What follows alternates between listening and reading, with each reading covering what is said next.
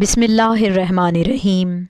حالات و واقعات حضرت ابو طالب علیہ السلام۔ حضرت ابو طالب علیہ السلام کا اصل نام اپنے جد اعلیٰ کے نام پر عبد مناف تھا۔ بعض تذکرہ نگاروں نے عمران لکھا، بعض کے نزدیک ابو طالب ہی کنیت اور ابو طالب ہی نام تھا۔ آپ پیغمبر اکرم صلی اللہ علیہ وآلہ وسلم سے 35 برس عمر میں بڑے تھے۔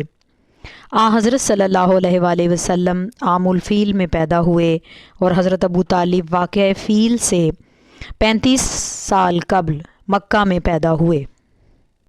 43 برس حضرت عبد المطلب جیسی عظیم شخصیت کے زیر سایہ رہے۔ چہرے مہرے سے ہاشمی تمکنت، زبان سے فصاحت و بلاغت کے سوتے پھوٹتے اور علم و حکمت کے سرچشمے ابلتے۔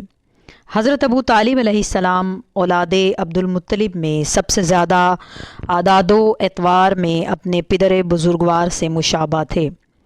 حضرت ہاشم علیہ السلام کے بعد حاجیوں کو کھانا دینے کی خدمت حضرت عبد المطلب اور حضرت عبد المطلب کی وفات کے بعد ظہور اسلام تک ہر سال یہ خدمت حضرت ابو طالب علیہ السلام انجام دیتے تھے۔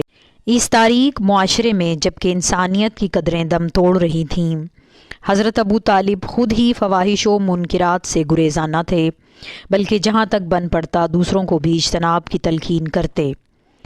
خانہ کعبہ کی تعمیر نو کے وقت حضرت ابو طالب نے قریش کو اس طرف متوجہ کیا کہ وہ اس کی تعمیر پر حرام اور مشتبہ مال نہ لگائیں، بلکہ جائز اور حلال مال صرف کریں۔ چنانچہ قبل اسلام جب خانہ کعبہ کی دیواریں سیلاب سے متاثر ہو کر بیٹھنے لگیں اور اس کے منہدم ہونے کا خطرہ لاحق ہوا تو قریش نے چاہا اسے منہدم کر کے ازسر نو تعمیر کر۔ جب اس کی دیواریں گرائی گئیں تو بنیادوں کے قریب ایک پھنکارتا ہوا اژدہا نظر آیا۔ لوگ اسے دیکھ کر خوف زدہ ہو گئے اور کام وہیں کا وہیں رک گیا۔ قریش کوئی ترکیب سوچ ہی رہے تھے کہ حضرت ابو طالب نے کہا، یہ تعمیر اس لائق ہے کہ اس پر صرف پاک اور پاکیزہ اور حلال کمائی لگائی جائے، لہٰذا وہ مال نہ لگاؤ جو ظلم و زیادتی سے حاصل کیا گیا ہے۔ ان لوگوں نے ایسا ہی کیا اور کسب حلال سے کمایا ہوا سرمایہ تعمیر کے لیے مخصوص کر دیا۔